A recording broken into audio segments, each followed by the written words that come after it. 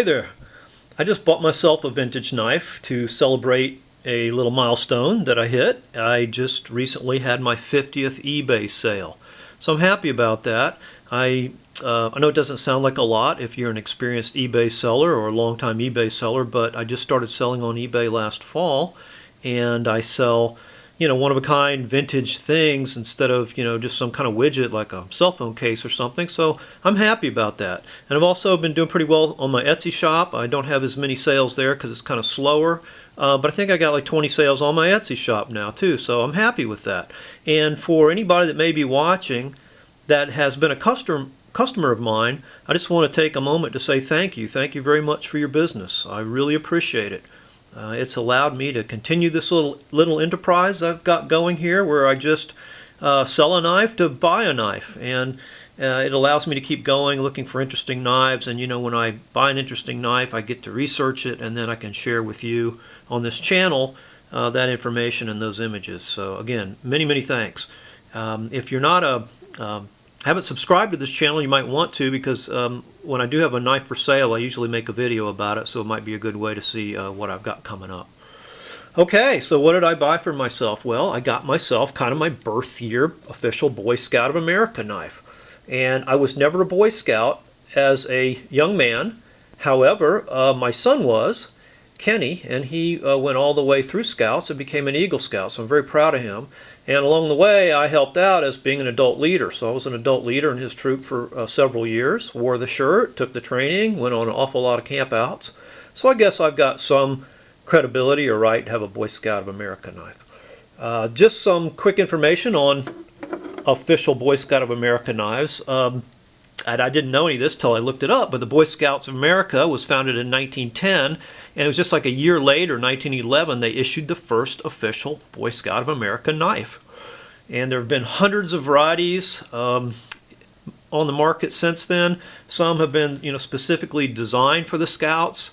Others were just regular production knives from different companies, where they would put a BSA shield on there, on the handle, or put a official Boy Scout of America etching on the main blade. But yeah, they were all made by well-known American knife companies, at least up until 2007. So you had names like Camillus, Schrade, Remington, Imperial. That's what this one is. This is an Imperial. Ulster. And I think Camillus was the last man standing, but they closed their production line in 2007. And ever since then, BSA has been having these knives made in China. So that's kind of sucky. But anyway, they're actually quality knives. And there are several books on Boy Scout knives. It's a big thing, like I said, to collect them, I guess. A couple of notable titles: 600 Scout Knives by Joseph Kerr, and Official Scout Knives by Ed Holbrook, if you want to look into this a little further. And my source on what I just told you is scoutknives.net. Also, there's a couple of really good YouTube videos on this that I've watched. There's a channel, Max and Me, and he's got a nice Imperial, or looks just like this, I believe. And he also has a nice Girl Scout knife and a good Cub Scout knife.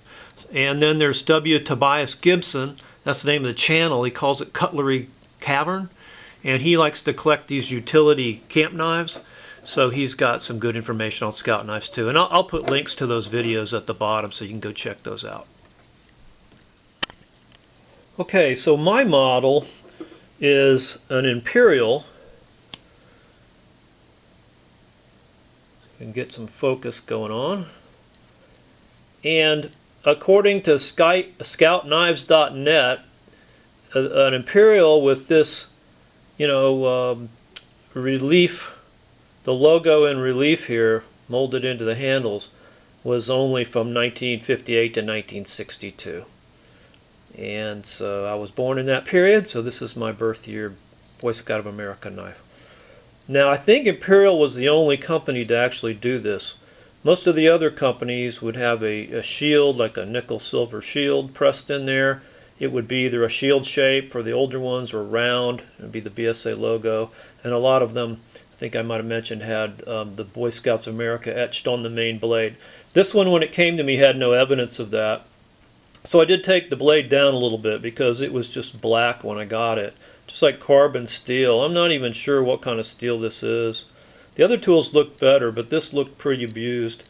So I took it part way down and then brought it back up. And I probably could have made it look perfect, but the reason I didn't is I want to carry this. I want this to be a user, at least for a little while, because I think it's a neat knife, and I know a couple of guys that'll get a good laugh when I help them open their bottle of beer, you know, because I am prepared. I don't know if you can read that. It says be prepared. It's great.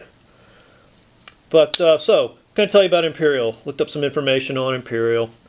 Number one, they were founded in 1916, right, in Providence, Rhode Island, and grew at one point to be the largest knife maker in the U.S. They made Scout knives apparently from 1949 to 1985. Imperial did.